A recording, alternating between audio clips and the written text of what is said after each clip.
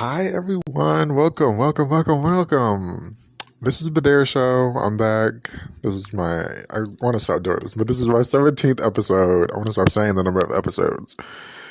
This is my 17th episode, and yeah, the Dare Show.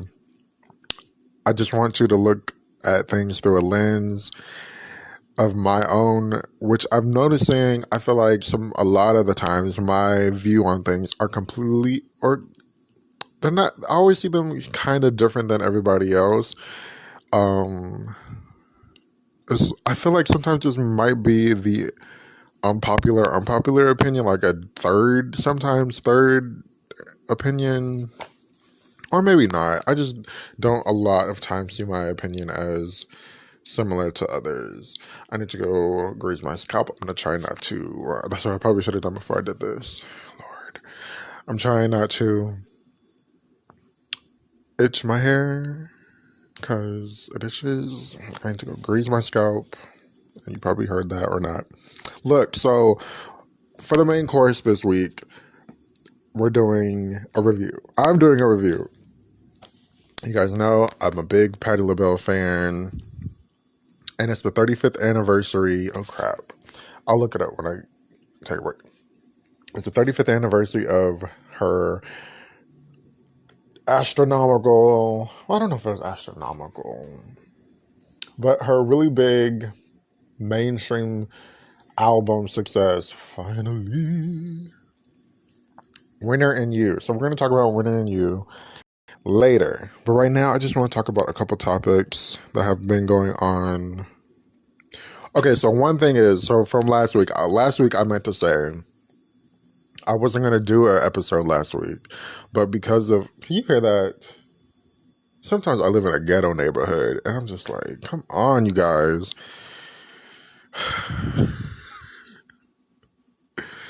What was I saying?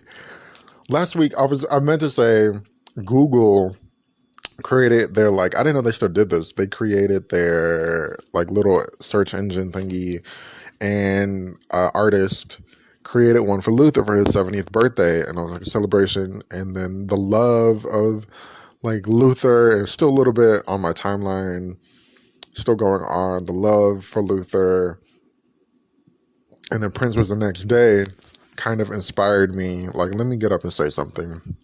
That's what I meant to say last week. I forgot that part. But Luther has been still going on in my life this week.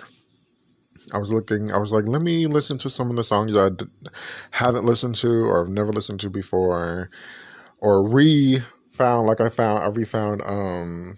Make It Better from his Your Secret Love album. Okay, can we talk about Your Secret Love cover? And probably a couple covers before and after that album in 96 about how he catfished us. I don't know when Luther looked like that, but Luther did not look like that when he was performing Make It Better and what other songs did he perform for that album? Whatever other singles were on that album. But yeah, that, and then I thought about Anita Baker, my favorite Anita Baker album, My Everything. She looks, I don't know when she ever looked like that. And they're both like thinner than what they normally are. I mean, than what they are in person or during that time. And I'm just like, okay, I don't know when she looked like that, but here we go. So yeah, I found Make It Better, and I just thought about when I listened to it, when I first heard the do do do, I was like, oh my goodness, I cannot believe I have not heard this song in so long. This is such a classic song. This is a classic Luther song. Of course, a number one on the R&B charts. And I noticed so sad, a lot of his albums were number one on the R&B chart. Well, I would say 95% of his albums went number one on the R&B charts. But then the Billboard 200, it would be 5, 6, 7. And then even Dance with My Father didn't go number one. I thought it did. I guess it didn't. Terrible. What were y'all doing back in there? Day. Excuse me. I got a delicious strawberry lemonade. This is my third this week. And like, no, I think I got a couple last week. This is my third. This is my first this week. It is not hitting like it normally does, and I keep burping it up. It's not hitting like it had a couple days ago. The lady, I think she was alone up front or something like that because she seemed like she was having some trouble. And I wasn't being like impatient or anything because I was only getting a drink and I don't really care. But I always think like fast food, how do they make the food so fast? Like I swear I don't eat a lot of fast food. First of all. Secondly, how do they make it so fast? And sometimes, like in the South here, I notice the fast food isn't that fast, which I kind of appreciate because I'm like, okay, you're actually making this from semi-scratch or whatever. I don't know. What are we talking about fast food for? Luther. So Make It Better. Make It Better. I was listening to a lot of Your Secret Love. He did, a couple of Going in Circles and Knocking You Off My Feet. I think those are his. I didn't know he wrote Make It Better. Something else. I forgot. I think that was it. One song, Love, Don't Love You Anymore. That song is very from Your Secret Love also. The blue cover. Very, very, what's the word? Dramatic, very like scary looking in a way. The blue cover. So Love Don't Love You Anymore. It sounds very, it's very dramatic. It's very like Broadway type song, I think. And I feel like if he ever sang it live, which I'm sure he didn't, it would have brought because it's very like dramatic pauses and dramatic sounds. And yeah, it just seemed like one of those like probably really cool songs that would have sounded great, incredible live. Love Don't Love. I think that was it. Most of the other songs weren't necessarily my favorite, but I can't believe I found Make It Better. I can't believe I didn't have that in my Luther repertoire already, because that's the jam. That's the jam. Oh my gosh. And then there's this performance he did at, let's call it the Soul Train Music Awards. I don't know, something Sinbad hosted. And Luther was choreography from start to fucking finish. I'm like, did Lori Ann come in here and choreograph this? Because it's very boom boom cack, boom cack-a-lacka, boom bat bat and he was singing like it was amazing. It was really good. It was really good. So yeah, I'm gonna put Make It Better in the Spotify, a part of my Spotify podcast situation. I put this on YouTube. Thank you for listening to you on YouTube. But I swear, go to Spotify, you listen to the music. I believe if you have the premium, it'll show the whole song. But if you have, if you're not on premium Spotify, it'll show like a 5-second, 10, 30-second clip or whatever. Yeah, you don't have to listen to the whole song, but at least listen to a little bit of it, because I feel like it ties in. That's my favorite part of doing the podcast, really, putting the music in, because I feel like I'm sharing a little bit of my life and my soul with you when I share a little bit of the music. So anyways, I want to talk about the Real Housewives of Atlanta. The reunion was this week. I didn't like the costumes. I don't really care. The reunion, first of all, was better than what I thought it was going to be. Because I feel like it was like a whole bunch of behind the scenes stuff that happened, and now it plays a part in the reunion, because we can talk about it now.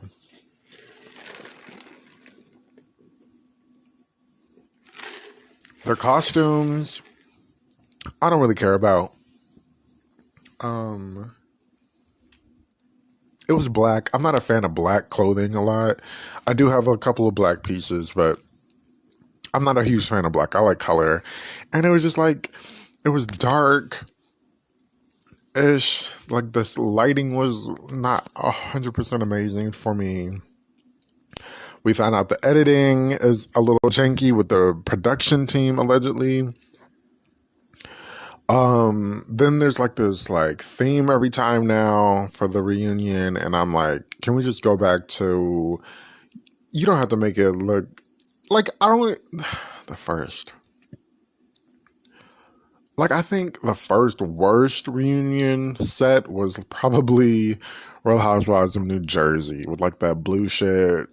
It was weird, but as far as I'm trying to think, the first. I don't even think the first Housewife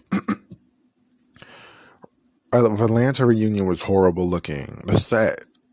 But I'm just like, every year it's like a new theme, and it's like, this was the dungeon theme, and it's like, nobody gives a fuck. Can we just like make it a little cute, not a whole bunch of shit, and just have them talk? My thing about the Real Housewives of Atlanta is, or as I'm going to say, the Kenya show, the Kenya Moore show. You guys are letting her do what the fuck she wants. And as long as you let her, I mean, as long as there's a show, then nobody's going to really keep her accountable for the shit that she does. Except for maybe like right now, Portia. I'm not even going to say Candy, because Candy will like, I don't know. Candy, I'm not saying she's forgiving. I feel like Candy slightly flip-flops. Like, she'll be like, no, one day, and then, or not one day, but like 1 second it seems like she's okay, and then the next second she'll reprimand you, and then she'll move along. And it's like, no, you got to keep reprimanding somebody like Kenya Moore.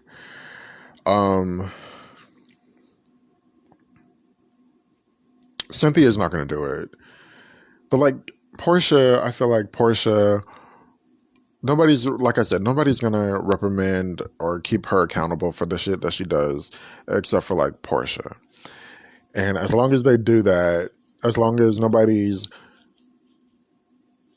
cutting the drama out, I guess, from the main source, then I guess you don't have a show. So I guess you got to keep doing it. But it just seems so annoying. And Kenya isn't as witty with her comebacks. I don't think she's ever been as witty with her comebacks. She's very like corny, very corny, very juvenile with her comebacks. It's not so fun to watch Kenya. I don't like Kenya. I really don't. I'm trying to remember when I think I didn't like her, especially. I think I first didn't, because I did like Kenya at first, but I think when I was just rewatching like the entire 7th season. Was that the 8th? I think it was the 7th season.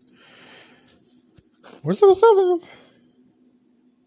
7th? Okay, it might have been the 7th season with Kim Fields. And I think when Kenya, first of all, Kenya brought her on the show. Then I don't know if Kenya's that dumb, or she actually thinks Kim Fields and other people in the cast are like out to get her. But it's also like Kenya always plays the victim and can never apologize or keep herself accountable for what she does. But I guess, like I said, I guess we don't have a show. She takes accountability. Because these shows keep pumping these seasons out with like 3 months, 2 months down after the reunion.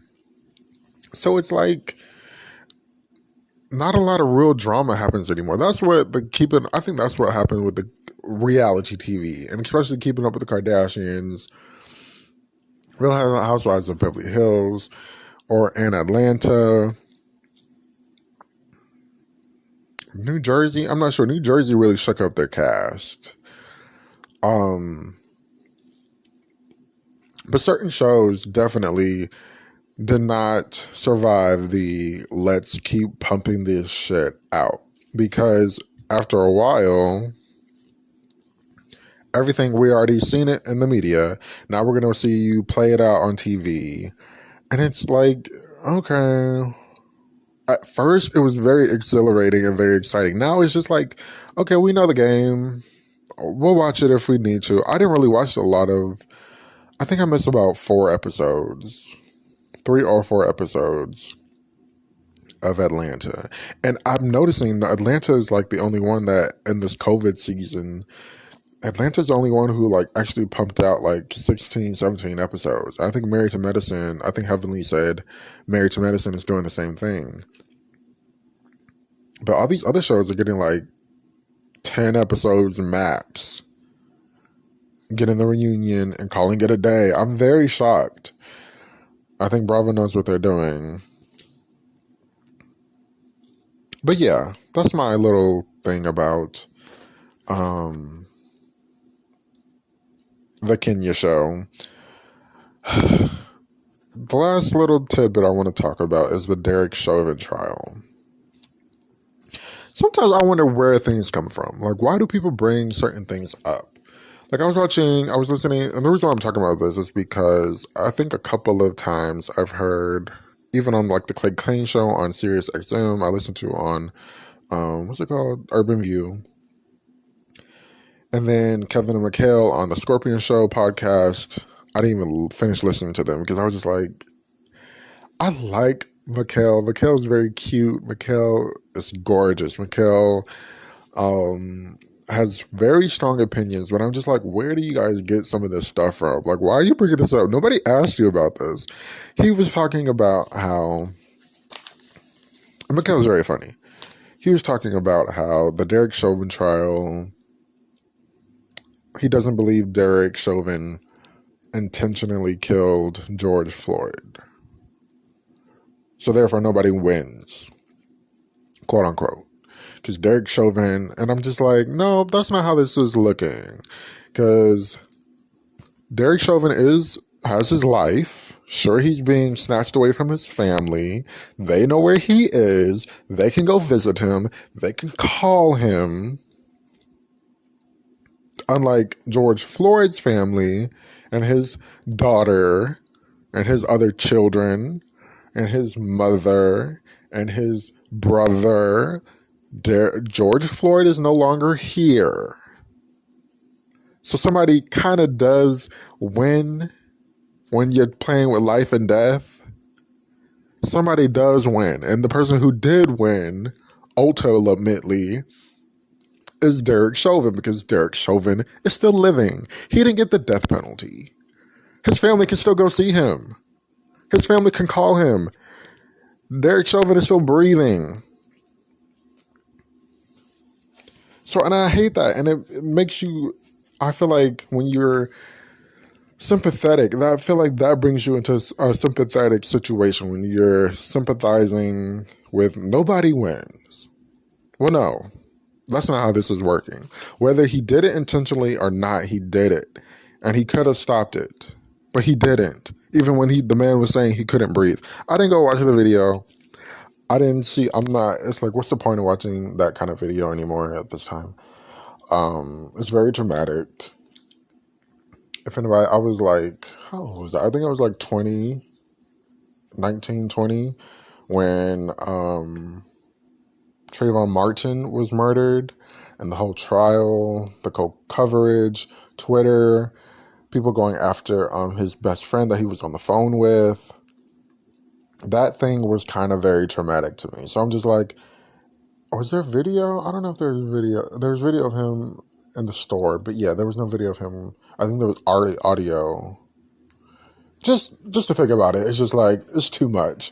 So I haven't watched much of like these murder scenes that have been going on with police and black people, because it's like, what's the point? But the thing is, whether he did it or not, and I know I'm coming that slightly, I don't feel comfortable like 100% saying that, because giving an opinion, because I haven't seen the video to make an actual opinion. And I don't like when people, just like with his Little Nas X, I was listening to Sirius on the Clay Kane show, and the lady was like, I haven't seen the video, but he he is giving off a uh, satanic vibe, worshiping Satan and shit like that, whatever. And I'm just like, okay, how are you going to say you didn't watch the evidence, but you're going to say, you're going to give an opinion? Like, get out of here. That's the only reason why I don't like being that kind of person, because I'm not that kind of person. I do research most of the time.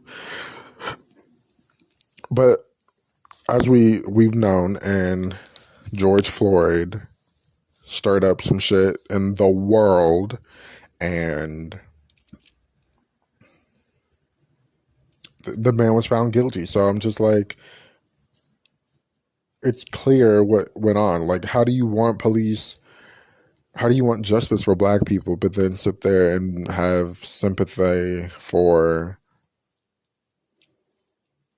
I feel like having justice for black people and having sympathy for white people don't go hand in hand. Just like I can be pro-black doesn't mean I'm anti-white. Does that make sense? Because I feel like you can't be...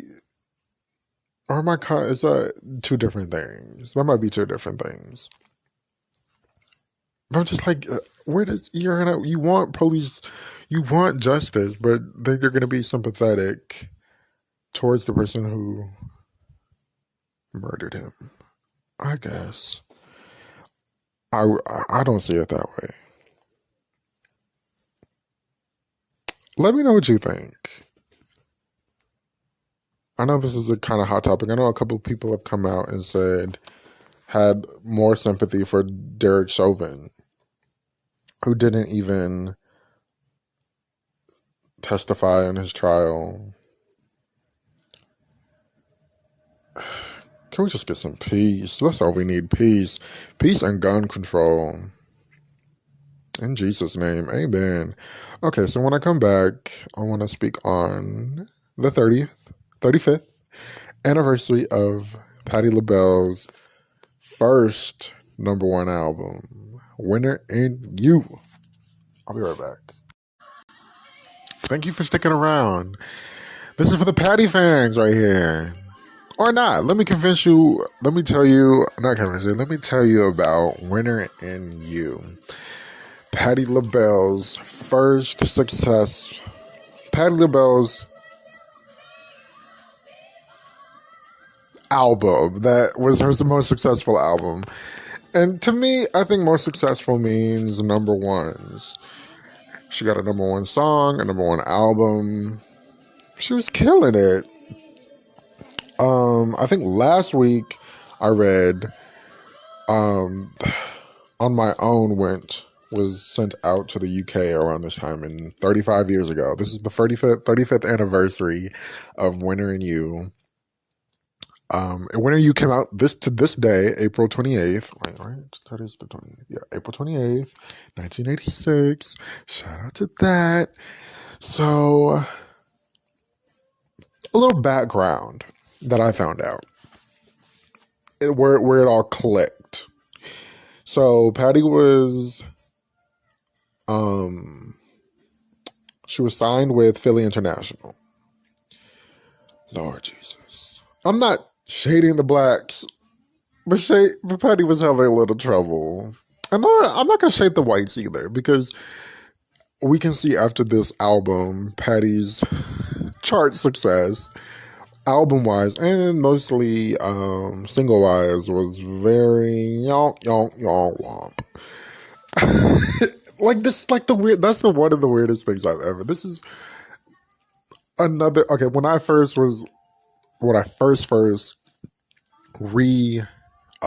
found Patti Labelle, I looked at this album sales, and I looked at the album algorithm that she has chart wise, and it's very like, what the fuck is going on here? You go from like 96 to 87, have a little chart success, and you have, your R&B solid success, but then you have this explosive #1 album, this explosive #1 single, and then it trickles back down in the late 80s, early 90s, and then Burnin', Burnin', to me, Burnin' is probably one of her most successful albums. We'll get to Burnin' when Burnin' comes. But on my own did its thing. I mean, not on my own. I mean, Winter and You did its thing. Wait, yeah, that's what it's called. Okay. So, you'll see why I said that in a second. Hold on. But let's get to the background. So she was with Philly International, and I probably should have did a little more research on this part with New Attitude and crap, what's the other pop song from Beverly Hills Cop. So she did those songs, and I think those songs and that success brought her to signing the deal with MCA, which I forgot who their parent company is or who their little company. Because I'm like, I don't know who the fuck MCA is, but whatever. And so, like I said, like in the 70s, she was having, trouble with Philly International. But she had some success. And then the last Philly International album I read was like, girl, let's get you out of here. And I don't think it was like on a bad note from what I sensed. It was just like, we have these leftover tracks. Let's finish this contract up. Put this on there. They even put that. That's when If You Don't Know Me By Now was put on there. Boom shakalaka. Here we go with the quote unquote white people with a bigger company. Winter and You with MCA. They said, girl, let's get into the studio and get you an album. So this is her first album with MCA, and she stayed with MCA until 2000. The last album, I believe, is I don't know why I'm saying that. The last album is When a Woman Loves. We'll get to that album too, because that's one of the songs on When a Woman Loves. Oh my goodness. So yeah, so let's start off. Oh People. I'm gonna go through a couple of songs. A couple of them, this really wasn't my favorite album to listen to, because like I said, like 90s Patti is my favorite. Patti, Burnin', Gems, Flame. That's when to me her voice really settled. Patti turned 50 in like 1995. I think she was like 47 when Burnin' happened. And her voice, that's when the age where things start, to get questionable. But her voice really grew and sustained itself and got so much better. And she just, I felt like her voice was very comfortable and she knew what to do with it. Not to say about any other era, but to me that era was pretty it. But I don't really listen to a lot of the 70s, 80s a lot. But yeah, okay, so Oh People, what does that say? The song just wants, everybody to unite. I think Oh People is a kind of fan favorite. Sort of the We Are the World type song. I'm trying to think. I think did she do? I don't think she did it recently, and in recent years. I think some of these songs she kind of just left in the 80s, and some of them she kind of bring back because most of these songs are relevant. Not relevant, but like most of these songs are like classic, timeless songs. Michael McDonald, she did On My Own with. Great song. I feel like that song is sort of, I don't know, it's sort of like vanilla compared to what she's brought to it live over the years. One of my favorite versions of it live is the one on Arsenio Hall, where she had like, I'm trying to think, was that during Burnin'? Oh crap.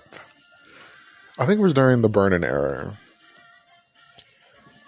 She, yeah, I think it was during the Burning era. Yeah. It was during the Burning era when right when Burning was or had just came out, or she was just debuting the single. Feels like another one. She had feels like another one. She did Only One Night with Luther, and Somewhere Over the Rainbow, and When You've Been Blessed. Yeah, vocals. See that's what I'm talking about. The vocals, the vocals. Um, yeah, we know the story about On My Own. And I think this is a part of like, I think maybe Philly International weren't were just letting Patti be Patti, and so she went with like this bigger label, and the producers kind of didn't know her style. You know, Patti talks about how she doesn't like a lot. She really doesn't like recording stuff twice. She's really like, let's hit it and quit it, and then let's go on about a business. And I think the story when she talks about the producer not or the producer being like, I want you to sing it this way and you have to sing it that way, and she's like, I don't want to sing it this way. So she's just like, let's cut the record. I don't even want to do the record anymore. So it was like let's come back. Somebody, I think a producer came back and was like, Burt Bacharach and Carol Bayer Sayer wrote this freaking song. And that's another thing about, the hit, a part of the hit, a part of the machine, I should say, or the bigger label. They have, these big songwriters come in and work with you.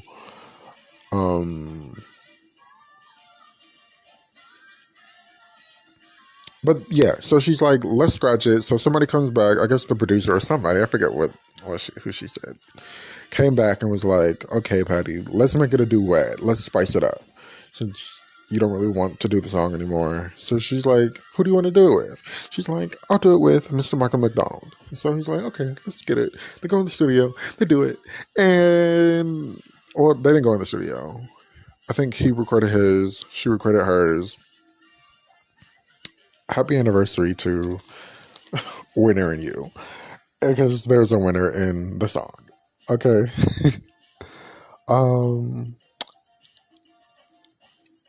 Okay, so one of my favorites, Arsenio.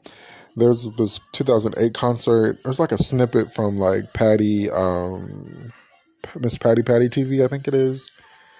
Shout out to them. Okay, I don't know what happened, but Miss Patti TV put out, this is like years ago, like a compilation of all these videos they had. Then I guess either they put them out or put some of them out and they got taken down, or they just haven't put them out. But shout out to Miss Patti TV. Can we get those videos and the confirmation videos out? I want to see them. And one of them is from the 2008 concert. She was doing like this crazy ass run at the end. Amazing. Another one of my favorites from the When a Woman Loves tour. Amazing. I think she did the same run at the end. Yeah, I think she did. Oh gosh. What's your favorite version of On My Own? Something Special. This is like when we get into like the pop feel. This album's very pop and R&B. Something Special. She's kind of screaming. But like, okay, it works. I love the 2-part harmony. It makes the song really unique. I haven't listened to any other person's version. I think Gladys Knight says she did a version of it. Amazing version of the song live is when she does it like to open up her show for the Winner and You tour. She did In the Air Tonight, Internet in the Air Tonight cover of Phil Collins in the Air Tonight, and then she did Something Special. Firecracker vocals. I listened to that over and over. Like when I was discovering Patti, I listened to that over and over and over, and it's just like, wow. Especially In the Air Tonight. Oh my gosh. That's on YouTube. Bud, her music producer, produced that song, which I didn't know. I didn't know he produced some of the earlier stuff. I know he produced a lot of the like 90s stuff, like I said. Kiss Away the Pain. Such a classic. R&B song. I know she did this song a couple of years ago on her, like, I think it was like the 50th anniversary tour she did. She did that she did that. Vocals were killing it during that time. I think her voice was like regaining its power. Can we just shout out to Patty's voice? I was listening to a couple, like some old, like not old, but like a couple of older clips, like 5, 6 years ago, and her voice, she was doing like this, like, what's the word? It's not a strain. It's a gargly type thing she was doing, and I'm like, wow, her voice really. It was like gargly, so it was like not the specific key or whatever. But now I noticed, oh my gosh, that's gone. Because that was there for a couple of years. And I'm like, wow, that's even gone. Like her voice really has regained its power. I'm not going to say too much about her voice because nowadays, because it, like I said before, Patty stands, they kind of annoyed me with that, talking about her voice. I was like, okay, we get it, girl. We know you're always trying to defend it. We get it. Her voice on Kiss Away the Pain, which you can probably hear in the background, it's a little like raspy, and it plays into this like role of the song being remorseful and wanting to get back to love again with the person. And it works really well. I love it. And then at the end, you know, she's mimicking the horns or the whatever horn that is. She's mimicking it and just going off. Like I said, she did this on that tour. You can go back and find it. Definitely. Then, okay, we're going to go to Twisted. Twisted. I don't think I've ever heard Twisted. Like when I was re-listening to Patti, some songs I was just like, okay, I don't listen to this anymore. And Twisted was one of them. I love Twisted now. Twisted is very pop. I'm like, why wasn't Twisted a single? It's very pop. It's like up there with Something Special and New Attitude. Twisted. Like, come on. Twisted is good. You're Mine Tonight. That could have been a single also. Like this haunting lyrics-ish. Another love song. That could have been a single. Did I say that? That could have been a single too, I feel like. Twisted and Your Mind Tonight could have been a single. But I noticed like the singles kind of didn't do too well. Like I thought this is so weird. Like, Oh People was a single. On My Own was a single. Went to #1. I think Something Special didn't chart too well either. Ugh, weird. It's just confusing. I don't know. Finally, we're back together. Now, I didn't know she did this on the album because I had listened to it on the Warner Theater performance. And she's she's like talking to this man in the audience about like, where's your wife? It's funny. It's classic patio. It's classic Patti. Such a mid-tempo song. It's a really good. It's nice with then the Sweeties. I don't know if the Sweeties are in the studio version, but the live version is really good. I like it, and then her tone is so beautiful.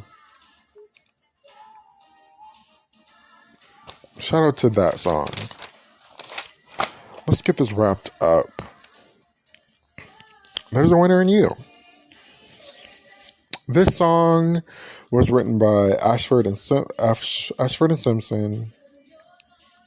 The song is very dramatic, and she brings it to life. I don't know what the demo sounds like, but Patty's version, I'm not even going to say Patty's version. Patti just like, I'm going to say Patty's version because I feel like maybe the demo was slightly, possibly different. I don't know. I wish we could have like a... maybe I'll see if I can find if there's a comparison to like what the demo sound like, or what Nick and Ashford and Simpson thought about the song and how Patti created the song. This was one of the first songs I became obsessed with when I first rediscovered Patti, because there's two versions. There was two versions at the time. Now there's like five versions on YouTube of her singing it live. And that's what I mean. The one with the suit. I think she's on Arsenio on that one too, with like the little head feather. That's probably when the album came out.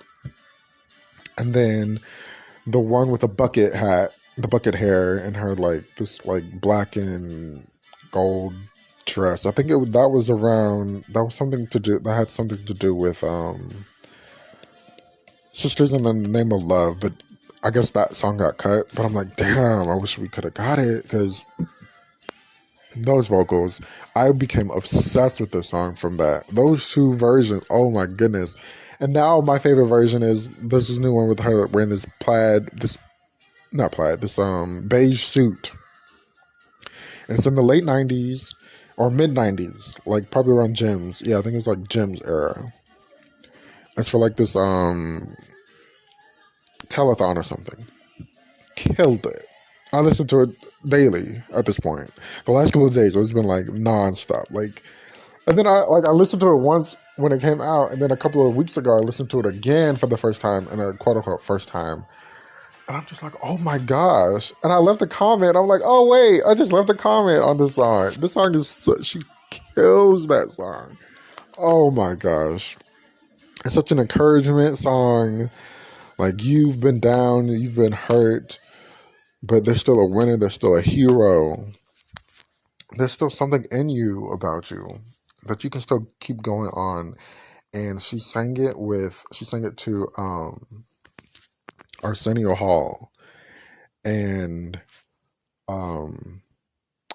it was his last show, I think, because they had forced him off the air because he had Louis Farrakhan on it. I believe this is the story. And so she's like, I know what you're going through, and I know what they're doing to you, but there's still a winner in you. Oh, and it was just like such a beautiful moment. It's on my YouTube channel. You can definitely go watch that. But yeah, this song, dramatic. She brings the vocals, and I feel like this is such a unique Patti song. Like no other song in her discography sounds like this song. Like the way the song is structured, and like the way she builds it up, even vocally. Like no other, I can't think of any other song. And thank God she did the song again, like 6 years ago. And she still sounded amazing singing it. Amazing. Like Patti, there are so many songs she could bring back that aren't like, because like her live thing is like sort of these sometimes vocal acrobatic things live. She didn't really do that in the studio. So I'm like, there are so many songs that that are still like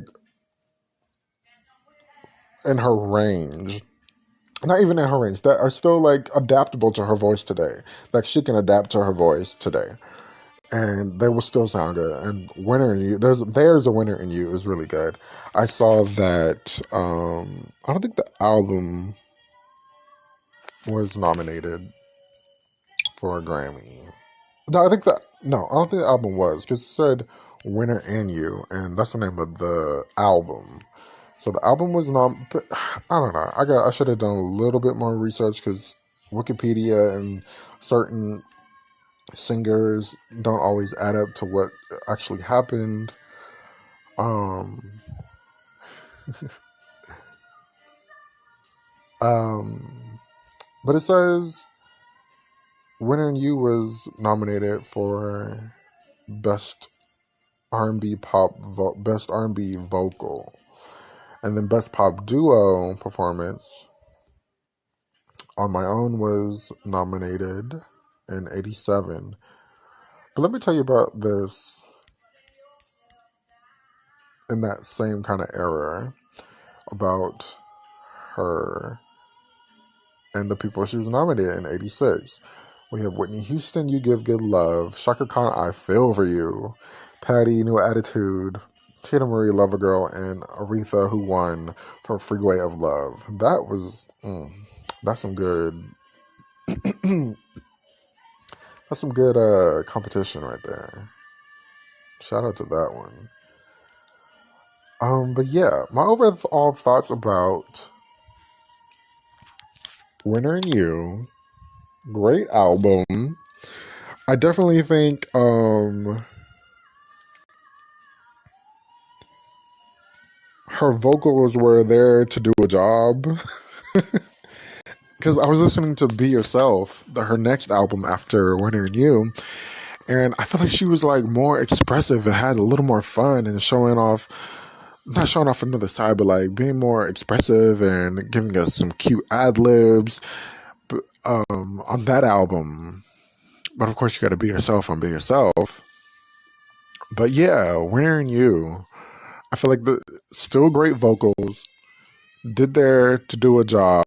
Let's get you introduced to everybody because she even went to Europe and toured Europe for this album. So yeah, thank you for listening to The Dare Show. Hopefully you enjoyed this little review. Happy 35th anniversary to Winter and You. Some smash singles, some really great, Something Special, Kiss Away the Pain, some really great songs off of this album. And on that note, I'll talk with you all later next week. Oh, next week we have Belle Homage, I believe. Her jazz album. So yeah, we'll talk later. We'll talk next week. Thank you for listening.